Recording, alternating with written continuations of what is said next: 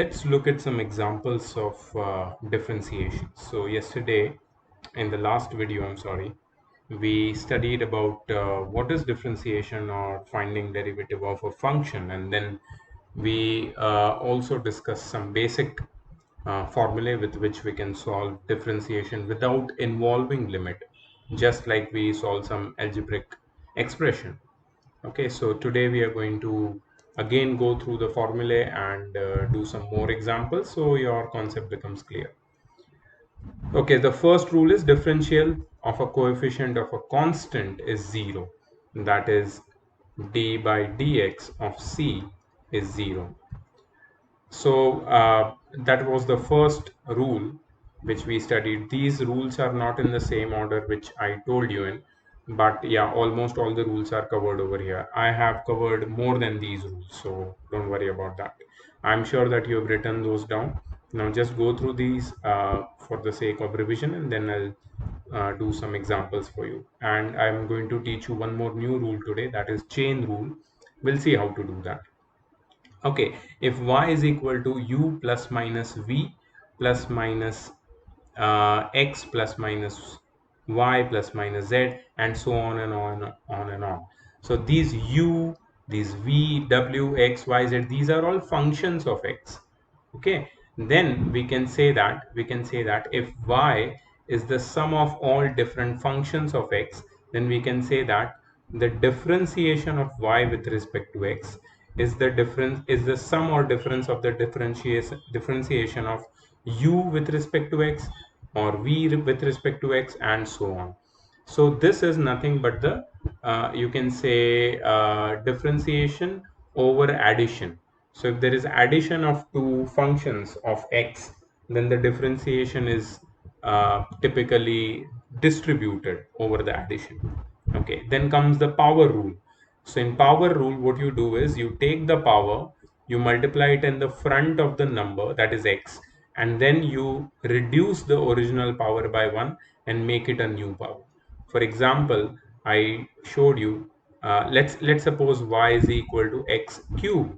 Okay, so I told you that if you want to differentiate y with respect to x, it is d by dx of x cube. Now 3 gets in front, gets multiplied with the answer, and the answer becomes x raised to 3 minus 1, that is x square. Right, so this was the power rule. Then there was a constant multiplication rule. Now if the constant is multiplied with the function, you have to take out the function, sorry, you have to take out the constant and then differentiate the function. Okay, this also I showed you. Suppose we have y is equal to 4 x cube. So we will write it as dy by dx. Therefore, dy by dx, differentiation of y with respect to x, as d by dx of 4x cube, which is 4 multiplied by d by dx of x cube, which is 4 multiplied by 3 multiplied by x square, that is 12x square. That's the exact same example I took in the last video. Okay, then there was product rule. In product rule, suppose you have two functions of x, y, u and v, suppose. So they are writing as u and v. I showed it to you as f of x multiplied by g of x. So you write the first function multiplied by the differentiation of second function plus second function multiplied by the differentiation of first function. That is the product rule. Then there is chain rule. This is the chain rule which we have not yet discussed. The chain rule is not yet discussed. Okay, so chain rule says that if y is a function of u and u is a function of x, then dy by dx is dy by du multiplied by du by dx. Okay, so let me make this thing a little bit more simpler to understand. Suppose we have two functions. So what we are talking about is if we have function of a function, f of f.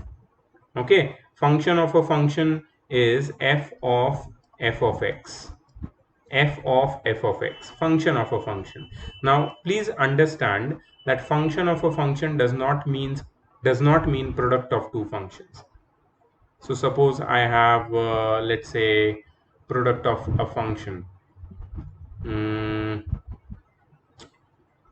let me take an example of x multiplied by sine x sine x. Okay, so here x is a function, sine x is a function, and these functions are in product. Sine of x and x are in, you can say, product with each other. So we apply product rule. Okay, we apply product rule, and then we had the quotient rule. But suppose we have sine of x, sine square of x. Now, what is sine square of x? Here, your knowledge of function will be very helpful.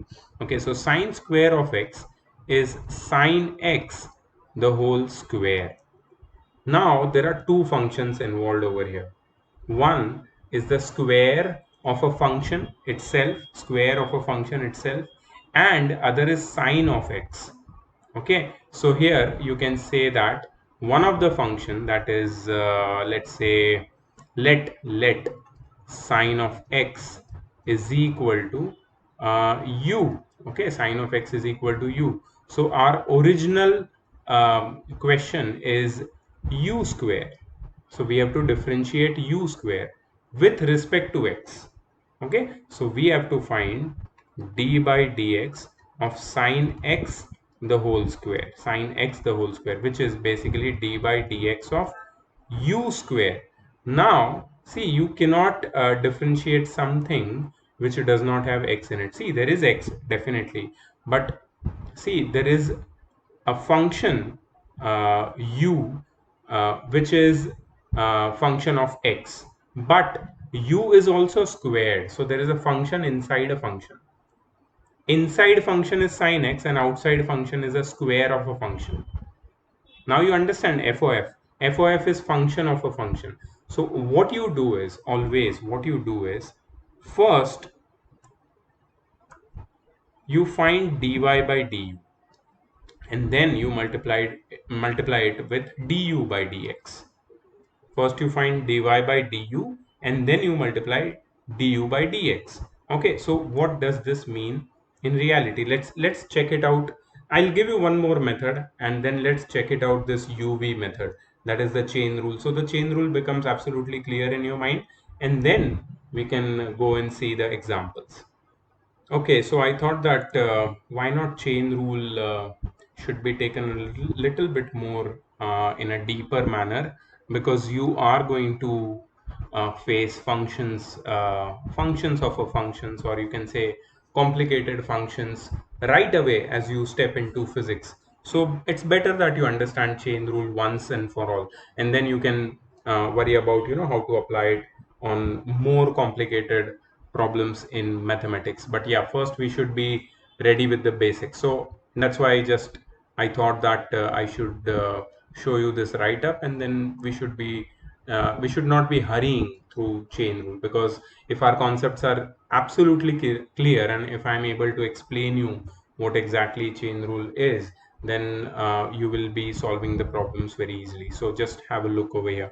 The chain rule is by far the trickiest derivative rule, but it's not really that bad if you carefully focus on few important points.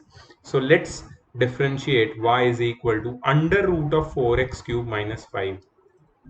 Now, how you will know that you have to use chain rule over here? You can get confused that whether it is you have to use chain rule or power rule, but here you must understand there are two functions involved, functions inside a function. So wherever there is a square or a square root, you need to be very, very careful. Also, where you see square or square root and a trigonometric function, you need to be very, very careful, because there are two functions involved, and this is nothing but a composite function. So wherever there is a composite function, there is one function, that is 4x cube minus 5, inside another function, that is square root function. Okay, so let me tell you what number one function you see. Number one function is the outside function. This is number one function. Number two function is the inside function, that is 4x cube -5, and you need to treat them both separately. You need to treat them both separately. Okay, so here's one very quick way to recognize a composite function. See, y is equal to root of x is not a composite function because the argument of the square root, the thing you take the square root of, is simply x. मतलब square root के अंदर जो number है वो सिर्फ x है. Whenever the argument of a function is anything other than a plain old x, you have got a composite function. Argument means suppose तुम्हारा एक function है, जैसे कि इससे पहले जो मैंने example लिया था वहां पे क्या मैंने लिखा था, y is equal to sine square x. So y is equal to sine x the whole square. That's how I had written it, right? Now tell me which are the two functions we are talking about over here. Number one is the outside function, which is square function, and number two is the inside function, which is sine x. See, you've got two functions. Achha, what is inside? Is it just x? It is just plain old x? No, it is not. It is sine x. So it is a composite function. Okay? Be careful to distinguish a composite function from something like y is equal to root x multiplied by sine x, which is the product of two functions, and each of which does have just an x as its argument. So it's beautifully written. See, y is equal to root of x into sine x. Suppose somebody says, oh yes, this is the composite function. I say no, this is not a composite function, because here I see product of two different functions. First is a square root function which has a square root, and inside square root there is just x.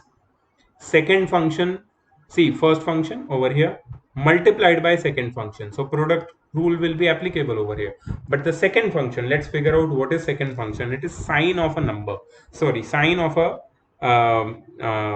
variable. And what is that variable? Is it something complex? No, it is simple, just plain x, right? So that means this one root x is also a simple function, this sine x is also a simple function, and we have just got product of two simple functions. That means we have to apply product rule. ठीक है, तो just imagine अगर sine x की जगह पे sine square x होता तो क्या होता. तो बेसिकली साइन स्क्वायर एक्स का जो डिफ्रेंसिएशन होता वो नॉर्मली नहीं होता, उसके लिए चेन रूल लगाना पड़ता. तो प्रोडक्ट रूल भी लगाना पड़ता है और चेन रूल भी उसके अंदर लगाना पड़ता है. तो ऐसे करके डिफ्रेंसिएशन कॉम्प्लेक्स होता जाता है. ठीक है, लेकिन हमें वही कॉम्प्लेक्सिटीज को सिंप्लीफाई करना है. We have to simplify the complexities. If we are able to simplify the complexities, इसका मतलब क्या है? इसका मतलब है हम कोई भी क्वेश्चन को आराम से सॉल्व कर सकते हैं. ठीक है, अदरवाइज क्या होगा पता है? What will happen is you will not even know कि शुरू कहाँ से करना है. तो अब ये तो समझ में आ गया कि हमें एक फंक्शन को रिकॉग्नाइज करना सीखना पड़ेगा. Are there two parts in a function? Are these two parts inside each other? That is, are you seeing, that's what I mean जब मैंने एफ बोला था. Are you seeing an F मतलब composite function. FOF मतलब composite function. If you are seeing an FOF, that means you cannot solve these, cannot find the derivative of this function by simple product rule or any other rule. You need to apply chain rule. Okay, so नाम याद रख लेना ये rule का. इसको बोलते हैं chain rule. अच्छा, अभी बहुत लोग सोच रहे होंगे यार इतना टाइम हो गया, फिजिक्स तो शुरू ही नहीं हो रहा है. बेटा, फिजिक्स अगर शुरू करना है ये सारी चीजें पता होनी चाहिए. ठीक है, so don't worry about that. We are actually ahead of what you are thinking. We are at. ठीक है, ये जो तुम्हारा ये जो सारे रूल्स जो मैं डिस्कस कर रहा हूँ ना, मैथ्स के दो चैप्टर है. एक तो लिमिट्स है और एक उसके बाद डेरिवेटिव है. सब कुछ उसी का है. मतलब वो चैप्टर अब हमें इतनी डिटेल में करने की जरूरत नहीं, because right now we are doing it. अच्छा, if you don't do right now तो फिजिक्स शुरू नहीं कर सकते. तो थोड़ा हॉच पॉच डेफिनेटली है. ठीक है, और तकलीफ ये है कि मैथ्स में ये दो चैप्टर एंड में ही रखे जाते हैं, इसको पहले नहीं ला सकते.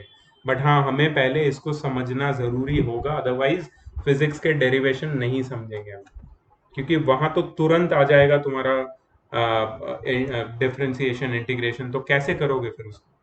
ठीक है, सो प्लीज़ थोड़ा ध्यान दे दो, इसको समझ लो अभी, तो आगे तुम्हें तकलीफ नहीं होगी. ठीक है, तो यहाँ पे समझ में आया, this is not a composite function, y is equal to root x multiplied by sine x. This is basically product of two simple functions.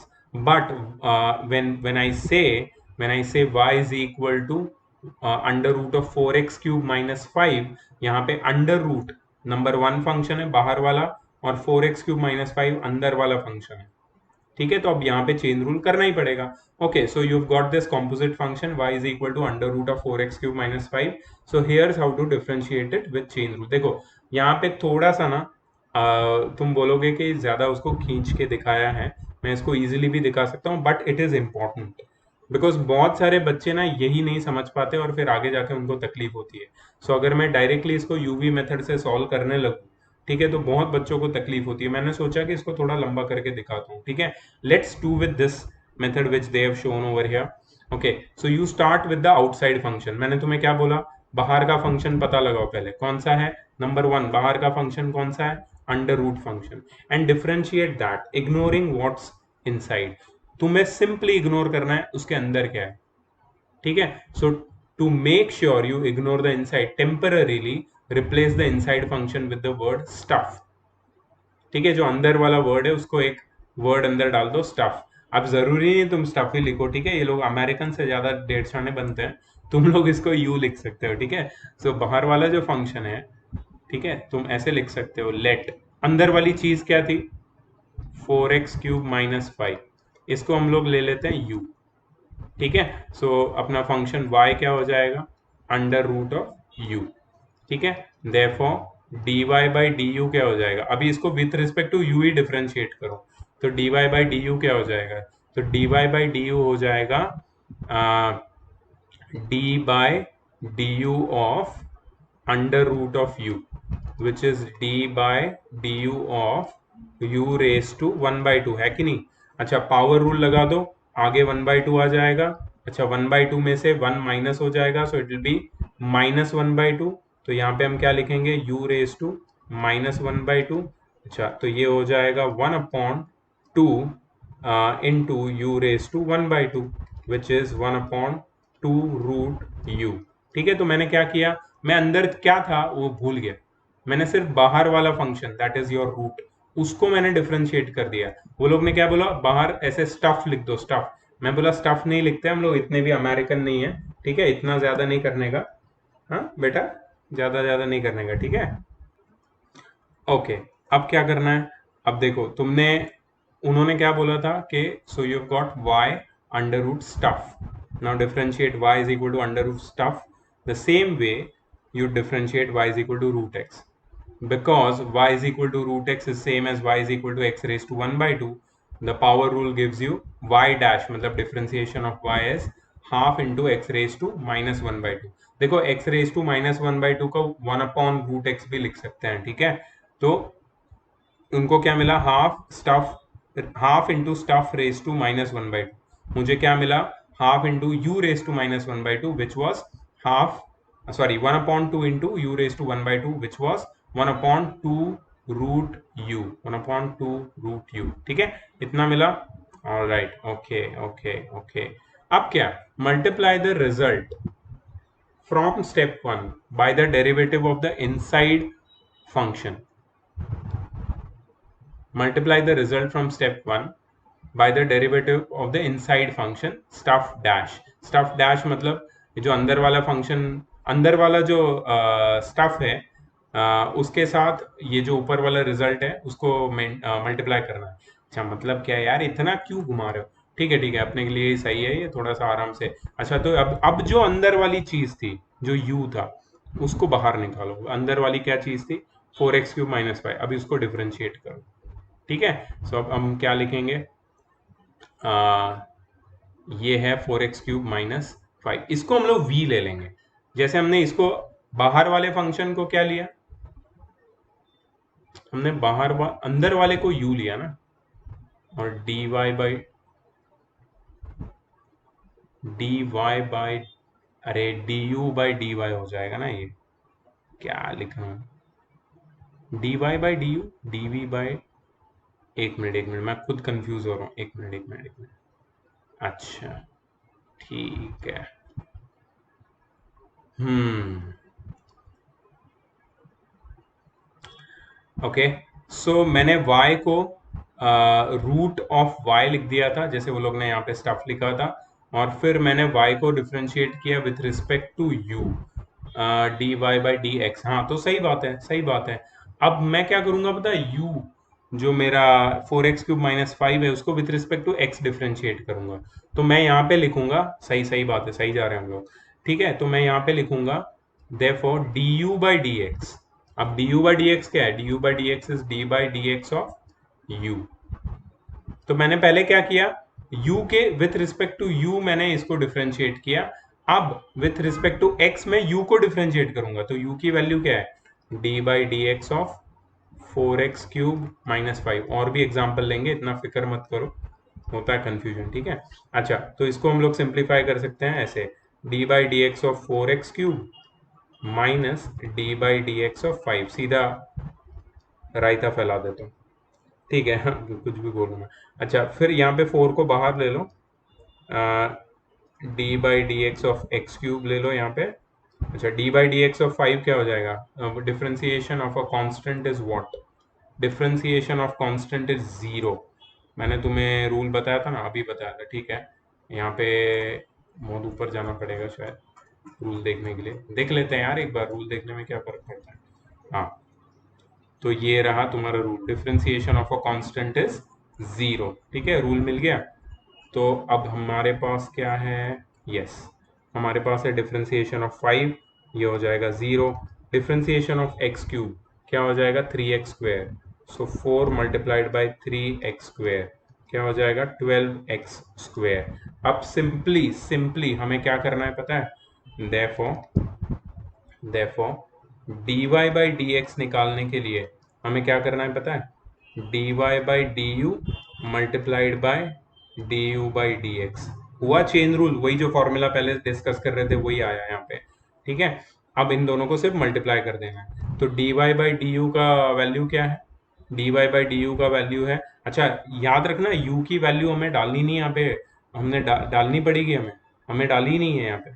तो u की वैल्यू है 4x³ - 5, तो इधर लिखो 1/2 √4x³ - 5। ठीक है, ये है तुम्हारा dy बाई du, लिखो इसको 1/2 √4x³ - 5 multiplied by du by dx। du by dx क्या है, अभी तो निकाला ना, 12x², 12x²। ठीक है, ये 2 कट जाएगा इसके साथ, तो क्या आएगा, 6x² the whole upon √4x³ - 5।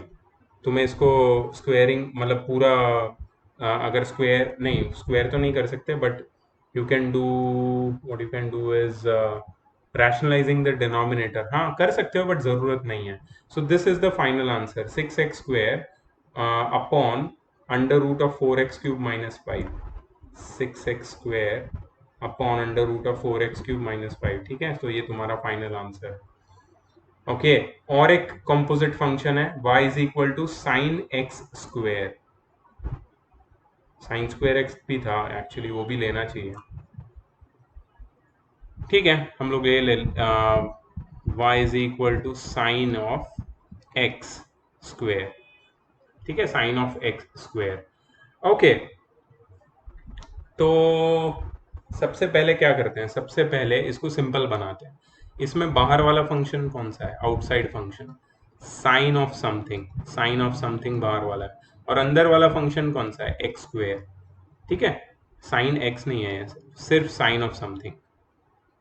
तो ये बाहर वाला है, ये अंदर वाला है। तो पहले क्या करना है, जो बाहर वाले फंक्शन है सॉरी जो अंदर वाला पार्ट है उसको यू बना देना है। ठीक है, सो लेट अंदर वाला पार्ट क्या है, एक्स, एक्स स्क्वेयर है या एक्स है, एक्चुअली एक्स स्क्वेयर ही होता है। ठीक है, let u is equal to x square. ठीक है, let u is equal to x square, therefore y is equal to sine u।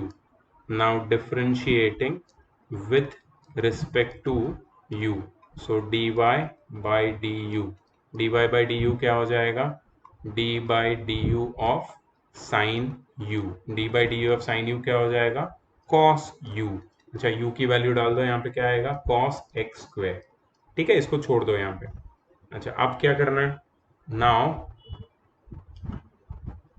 Now अब तुम्हें u is equal to x square है ना, u is equal to x square differentiate with एक हेलो x square है, मैं क्या d square लिखूं, ठीक है, you differentiate with respect to x on both sides, on both sides, ठीक है, तो तुम्हें क्या मिलेगा, d y d d u by d x, I am sorry, d u by d x is equal to D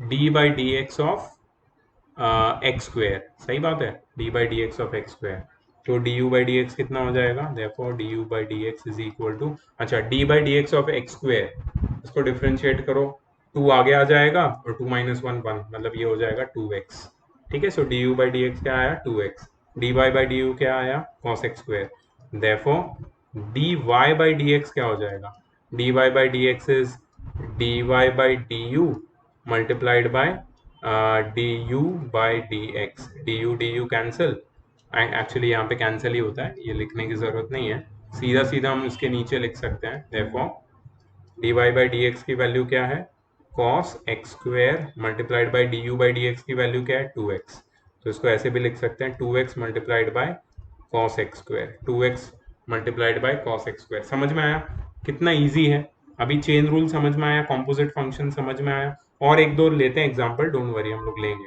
to x into cos x square पहले check करते हैं, two x into cos of x square, ठीक है, ठीक है, अच्छा ये लोग बोल रहे हैं कि ये वाला टफ है, this is tough differentiate, okay कोई टफ नहीं है बात, वो करते हैं हम लोग, चलो ले लो इसको यहाँ पे लिख लो, क्या है ये, y is equal to sine cube of 5x square minus 4x, हाँ शायद टफ है बट कोई बात नहीं, हम लोग कोशिश करते हैं तो कोई प्रॉब्लम नहीं है, ठीक है, हो सकता है, ऑलराइट, ओके ओके ओके, थोड़ा इसको मैं साइड में करता हूँ, ओके ठीक है, so y is equal to sine cube of 5x square minus 4x, अच्छा इसमें मुझे थोड़ा सा गड़बड़ लग रहा है, गड़बड़ मतलब क्या है कि गलत नहीं है ये, बट मुझे ऐसा लग रहा है कि इसको मैं थोड़ा सिंप्लीफाई करके ऐसे लिख सकता हूँ, sine of 5x square minus 4x the whole cube, I am sorry, whole cube, sine cube of something मतलब sine of something the whole cube, तुम्हें पता होना चाहिए, अब तो ट्रिग्नोमेट्री तुम्हें आता है, 11th में आ चुके हो तुम लोग, साइन स्क्वायर थीटा इसका मतलब है sine theta the whole square, ठीक है, सिमिलरली साइन क्यूब थीटा का मतलब है sine theta the whole cube, हाँ लेकिन अगर तुम्हें ऐसा दिया है sine theta square, sine square theta same नहीं होता, ठीक है, वो अलग ही है, ये चीज हमने पहले इसके पहले वाले क्वेश्चन में ऐसे डिफरेंशिएट किया था, ऐसे वाले प्रॉब्लम को, if you remember sine x square था इसमें, ठीक है, तो इसमें तो sine of something the whole cube है, अच्छा यहाँ पे फंक्शन के अंदर फंक्शन है, मतलब ये क्या है, you know what is this, this is F of, sorry इसको ऐसे पहले लिखता हूं मैं, तुम्हें समझ में आएगा, एफ ओ एफ, तुम बोलोगे क्या है ये, क्या है ये एफ ओ एफ एफ, क्या बोल रहे हो यार, अच्छा ये सुनो, ये कुछ नहीं है, इट्स वेरी सिंपल मान, this is function of a function of a function, you understand, function of a function of a function, function के अंदर फंक्शन है, तुम बोलोगे सर ये तो इंसेप्शन है, ड्रीम के अंदर ड्रीम, हाँ बेटा ऐसे ही कुछ समझ लो, 11 शुरू हो गया तुम्हारा, ड्रीम के अंदर ड्रीम देखो, इंसेप्शन मोड में आ चुके हो तुम लोग, डोंट वरी, बहुत इंटरेस्टिंग है, बहुत मजा आएगा, don't worry, just see this, बहुत एंजॉय करेंगे हम लोग, ओके कूल, हाँ तो क्या ये, अब देखो सबसे पहले हम लोग क्या करते थे, what we used to do, मैंने तुम्हें बताया था ना पहले, क्या किया था हमने, इससे पहले क्या किया था, मैंने तुम्हें बोला था नंबर 1 बाहर वाला फंक्शन, नंबर 2 अंदर वाला फंक्शन, ठीक है, इससे पहले भी यहाँ पे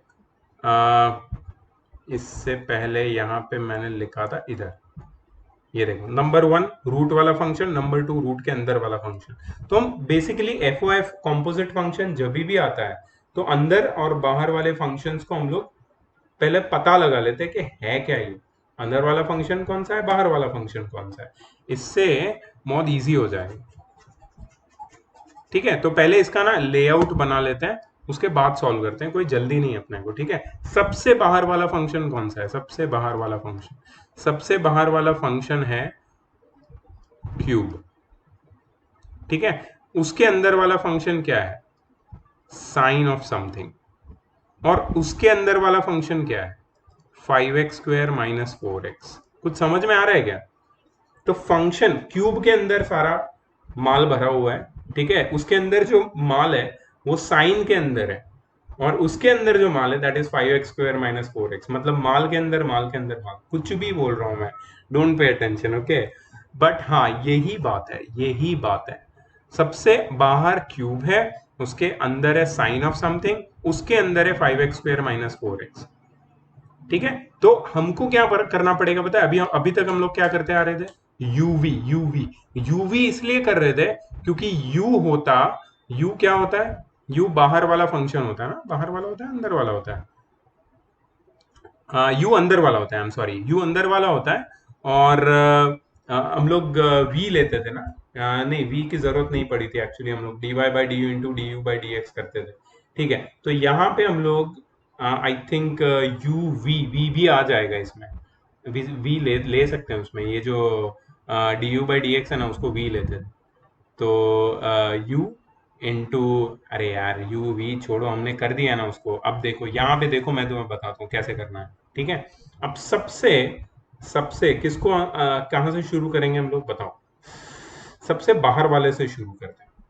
ठीक है, सो लेट, क्या लिखेंगे, लेट साइन ऑफ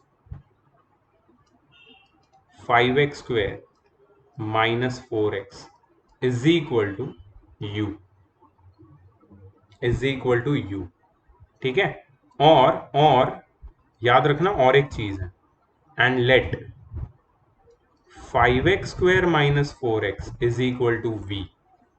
मतलब सबसे जो अंदर वाला था ना उसको मैंने v बना दिया, ये वाला जो इंटरमीडिएट था साइन ऑफ समथिंग उसको मैंने u बना दिया।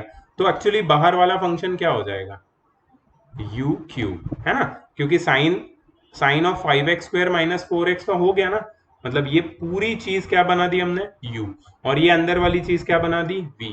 ठीक है, तो एक एक करके हम देखते हैं, देखो कैसे करना है। सबसे पहले y is equal to, y is equal to u cube. ठीक है, तो पहले क्या करेंगे, differentiating with respect to u, differentiating with respect to u, so dy by d u is equal to d by d u of u cube. So क्या आ जाएगा, dy by d u की वैल्यू क्या आ जाएगी, 3u²। ठीक है, पहला हो गया। चलो अब आगे बढ़ते हैं, अब अंदर वाले चीज पे जाते हैं। अब अंदर क्या है, sine of something, sine of something मतलब साइन ऑफ v। ठीक है, क्योंकि 5x² माइनस 4x तो v है ना, तो इसको v ले सकते हैं। Now now sine v is equal to u, sine v is equal to u। ठीक है, तो हम लोग क्या करेंगे, और इसको ऐसे भी तो लिख सकते हैं, और u is equal to sine v। So क्या करेंगे, डिफ्रेंशिएटिंग बोथ साइड्स। देखो किसके रिस्पेक्ट से डिफरेंशिएट करना है, यहाँ पे जो वेरिएबल है ना उसके रिस्पेक्ट से। ठीक है, तो यहाँ पे u है तो differentiate with respect to u किया, यहाँ पे v है तो differentiating both side with respect to क्या करेंगे, v। So du by dv is equal to, ठीक है, अब क्या है, यहाँ पे क्या आएगा, d by d v of sine v, d by d v of sine v कितना होता है, कॉस वी। इसको इधर ही छोड़ दो, इसको इधर छोड़ दो, कुछ मत करो। ठीक है, एंड यहाँ पे अभी थर्ड स्टेप पे आ जाते हैं। अब क्या है, v is equal to 5x² minus 4x। तो क्या करेंगे, differentiating both sides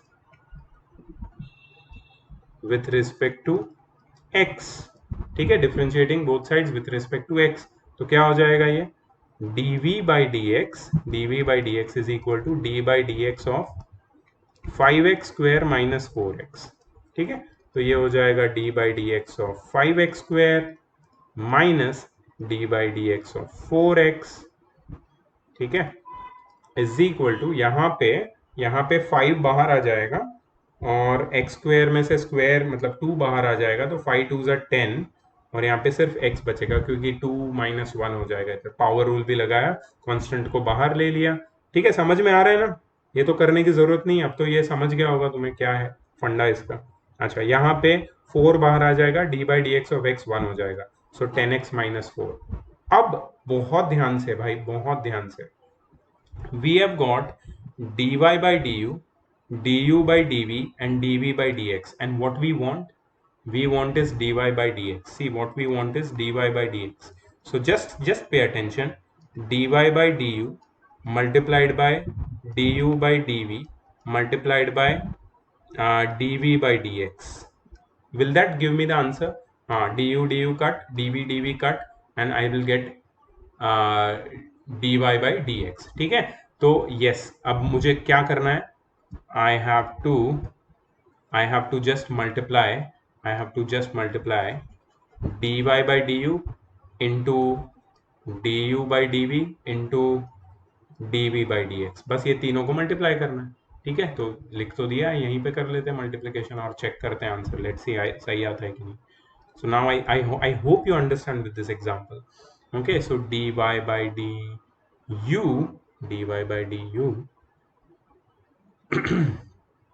is 3 into u square। अच्छा, u क्या था, ये u की तो वैल्यू डालनी पड़ेगी ना यार, u है sine of 5x square minus 4x, इधर लिख दूं क्या मैं, 3 multiplied by sine of 5x minus sorry sine of 5x square minus 4x the whole square, 3u square है ना, हाँ तो ये साइन स्क्वायर हो जाएगा, so 3 multiplied by sine square of 5x square minus 4x multiplied by 3 multiplied by sin square 5x square minus 4x, that is dy by du in terms of x, उसके बाद है du by dv which is cos v, और v क्या है 5x square minus 4x multiplied by cos of 5x square minus 4x, ठीक है, multiplied by 3 into sin square of 5x square minus 4x into cos of 5x square minus 4x multiplied by dv by dx, dv by dx क्या है 10x minus 4, सीधा सीधा क्या आ जाएगा यहाँ पे 10x माइनस 4, इसको ब्रैकेट में रखो, देखो अब ये 3 है, 3 वाली टर्म है, मतलब ये सिर्फ क्या बोलेंगे इसको, कांस्टेंट है जो मल्टीप्लिकेशन में सबके साथ, if you want you can multiply this 3 inside in this bracket last वाला, बट ये साइन स्क्वायर वाला ब्रैकेट और कॉस वाला ब्रैकेट, इसको तुम कुछ नहीं कर सकते, इफ यू थिंक के इसमें से तुम बाहर निकाल सकते हो कुछ कॉमन, कुछ नहीं कर सकते, so basically 3 into sine square of 5x square minus 4x into cos of 5x square minus 4x into 10x minus 4, ये तुम्हारा आंसर होना चाहिए, चलो चेक करते हैं, देखो वो लोग ने ये जो 3 है ना, इसको 10x minus 4 से मल्टीप्लाई कर दिया है, sign square of 5x square minus 4x into cos of 5x square minus 4x, ठीक है, सो ये हो गया तुम्हारा क्या, what is it, this is your chain rule को क्रैक कर दिया तुमने, कैसा लग रहा है अभी चेन रूल सीख के, अच्छा लग रहा है ना, ठीक है, लेट्स सी, तो और क्या रूल्स है मैं बता देता हूँ तुमको, देखो यहाँ पे एक नया रूल दिख रहा है मुझे, ये नया रूल कुछ नया नहीं है, इसे पावर रूल जैसा है, it is like a chain rule का एक्सटेंशन है, ठीक है, तो यहाँ पे y क्या है ax plus b the whole raised to n, ax plus b is like a linear polynomial or something, even if it is not linear doesn't make any difference, ठीक है, अभी हमको चेन रूल पता है तो हम लोग इसको तो आराम से फोड़ सकते हैं, तो ax plus b raised to n, so what will this be equal to, n आगे मल्टीप्लाई हो जाएगा और ax plus b को तुम x की तरह ट्रीट करो, रेज टू n माइनस 1 लगाओ, लेकिन ये मत भूलो कि n के अंदर और एक फंक्शन है that is ax plus b, तो उसको अलग से डिफरेंशिएट करना जरूरी है, ठीक है, मतलब चेन रूल लगा है बेसिकली यहाँ पे, पावर रूल जैसा चेन रूल। अच्छा, यहाँ पे कोशंट लॉ दिखाया है जो मैंने कल डिस्कस किया था, denominator into differentiation of numerator minus numerator into differentiation of denominator upon the square of denominator. ठीक है, ये मैंने कल बताया था तुम्हें। ओके, ये I think u raise to n है, u is a function of x, ये पावर रूल है, but it is again in the form of you can say chain rule. ठीक है, तो इसलिए थोड़ा कॉम्प्लिकेटेड दिख रहा है। ओके, सो मैं इसको क्लास को और लंबा नहीं करना चाहता, because I want you to try all these examples. तो ये एग्जाम्पल्स का मैंने एक फोल्डर, सॉरी एक वर्कशीट जैसा बनाया है। ये पूरा वर्कशीट मैं तुम्हें अभी दे रहा हूँ सो दैट तुम्हारा प्रैक्टिस शुरू हो सके। We are just left with one topic, that is integration. Integration के ऊपर एक अच्छा खासा वीडियो बनाना चाहता हूँ मैं, ताकि उसका पूरा कॉन्सेप्ट मैं अच्छे से समझा सकूँ। ऑल्दो इंटीग्रेशन क्लास 11th का टॉपिक नहीं है, क्लास 12th में आएगा बस, बट क्लास 12th में फॉर्मली इंटीग्रेशन चैप्टर पढ़ने से पहले फिजिक्स में हम मतलब 100 बार इंटीग्रेशन यूज कर चुके होंगे।